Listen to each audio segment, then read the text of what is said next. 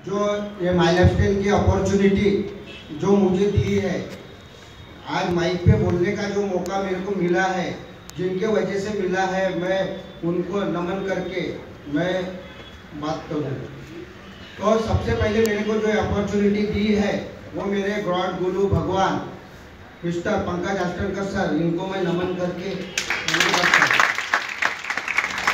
तो माई लाइफस्टाइल में आने का एक ही रीजन था कि अब जब मैं एक पार्शुनी और अंटेक जैसे विलेज में ब्रेड बेचता था, तो ये माई लाइफस्टाइल कंटिन्यू करने का भी एक रीजन है कि जब अपन गरीब रहते हैं तो बहुत सारे लोग गरीबी का मजाक उड़ाते हैं। तो ऐसा ही एक मेरा मजाक उड़ाया, बोला जिंदगी में तो कुछ नहीं कर सकता बोले, तो जिंदगी में कभी आगे नहीं बढ़ सकता बोले। तो वो बात मेरे दिमाग में लगी। तो हर किसी का कोई ना कोई पर्पज है, या आया है तो कोई पर्पज की वजह से आता है, कोई भी समय दे रहा है तो पर्पज की वजह से दे रहा है। तो मेरा भी उस दिन पर्पज बन गया कि मैं नौकरी की तरफ जाऊं, क्योंकि उसने बोला था कि 20 लाख का 2000 स्क्वायर फीट का फ्लैट तो नहीं ले सकता और 40 लाख का मकान भी नहीं तू ले सकता।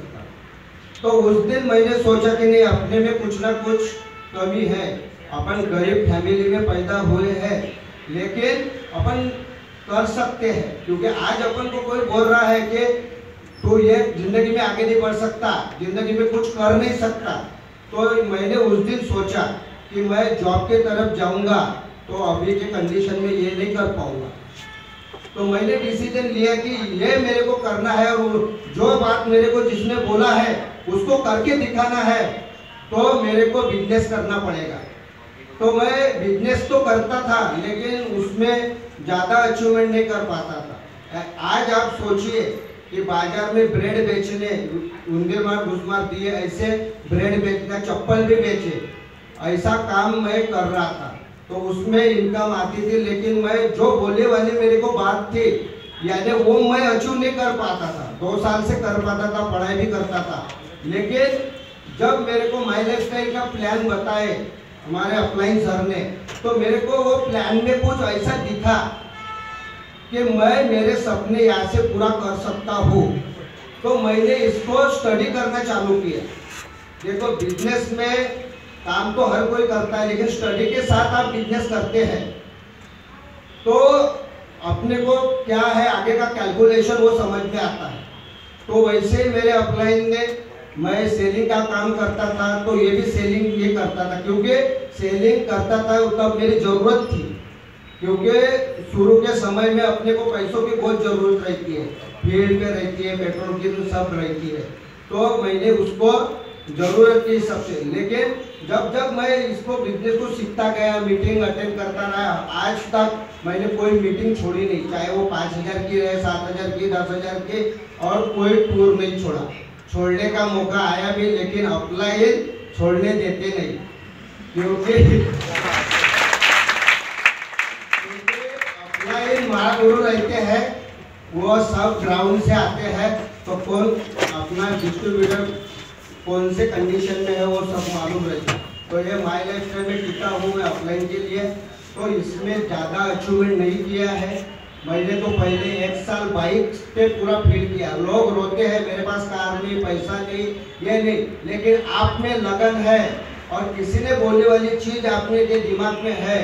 लेकिन गरीब घर में अपन पैदा हुए हैं और आपका यह है कि गरीबी में मरना नहीं है, ये सोच लेके आप चलते हैं, तो माई लाइफस्टाइल आपको अमीर बना के छोड़। क्या बात है, मैंने बाइक से सफर किया, बाइक नहीं रही तो साइकिल से भी किया।